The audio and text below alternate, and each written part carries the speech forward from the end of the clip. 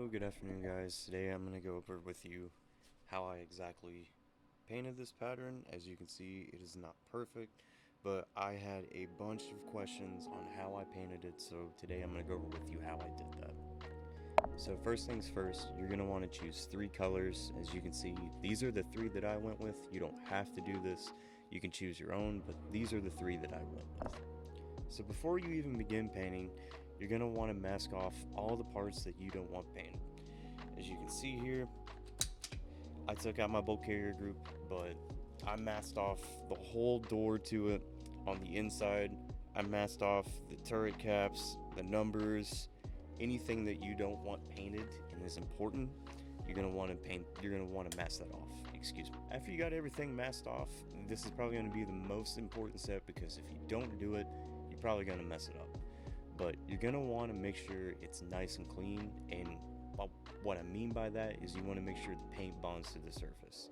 I took 91% isopropyl alcohol. I just wiped down the whole upper and lower receiver as much as I could, and the handguard, even though that's a little hard to do, but I just gave it a good wipe down so there's no oils, there's no fingerprints or nothing like that on it. Now that you have everything masked off and you're good to go, you're going to want to get your first color, and this is going to be one of the colors in the stripe. You don't have to do flat khaki, but I did. If you want to go for the same color scheme and everything that I got, by all means do it, but you're going to want to spray the whole gun down very thoroughly and very well.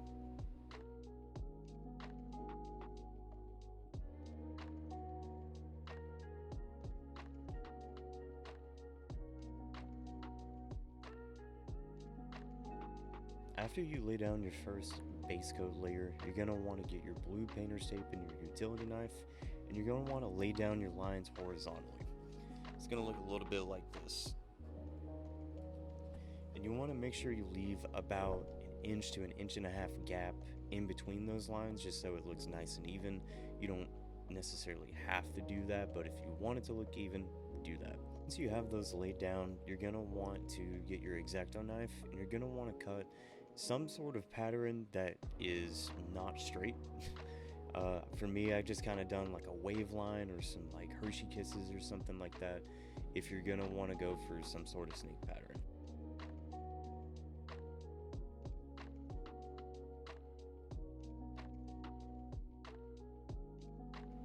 Next, you're going to want to lay down your second coat. For me, this is going to be the Krylon Coffee Bean Matte, and you're going to want to paint your whole rifle this.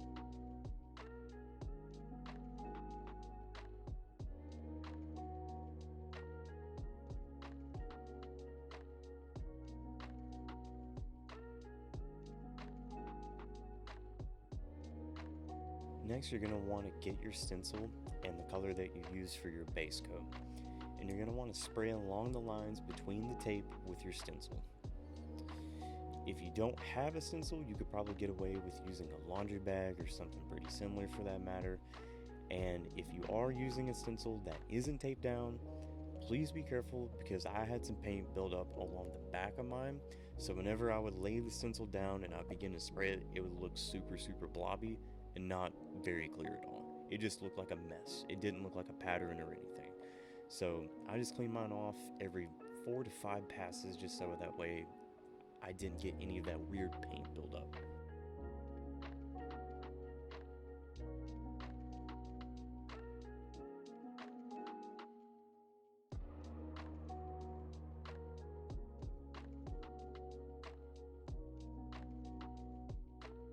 Now that we have that coat nice and dry, you're going to want to pick up your black paint, and you're going to want to paint along your horizontal lines. This is going to give it a nice cool shadow effect. Just make sure you don't do it too close, because it will start running and then you'll get some weird streaks and stuff.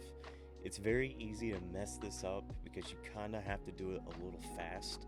If you go slow, you'll get some very heavy spots, so just make sure you do it in one nice motion, nice and gentle, and you should be able to get that cool shadow effect going.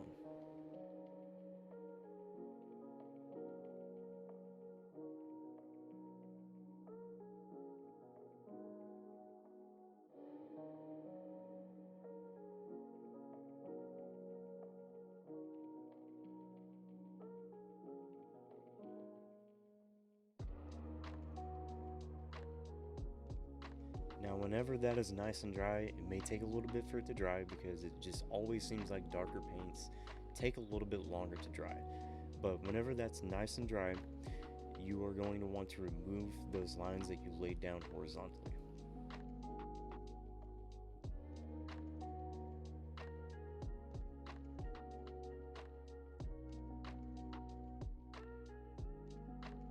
Now that we have our tape off, go ahead and pick your stencil back up, and you're going to want to choose the second color that you used.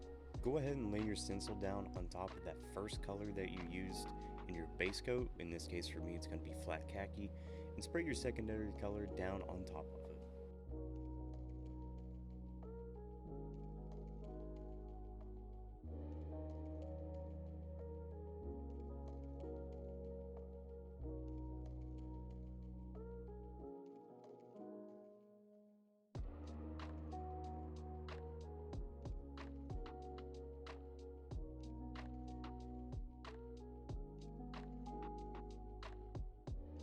And this part is completely optional, but if you want to give it a clear coat, make sure it is a matte clear coat. I tried to do a satin on the first one that I done, and it was entirely too shiny. I had a lot of people tell me it was too shiny, so don't use a satin, use a matte one, and you should be good. And there you have it. It should look a little bit like mine, if not a little bit better, because I am not very good at it.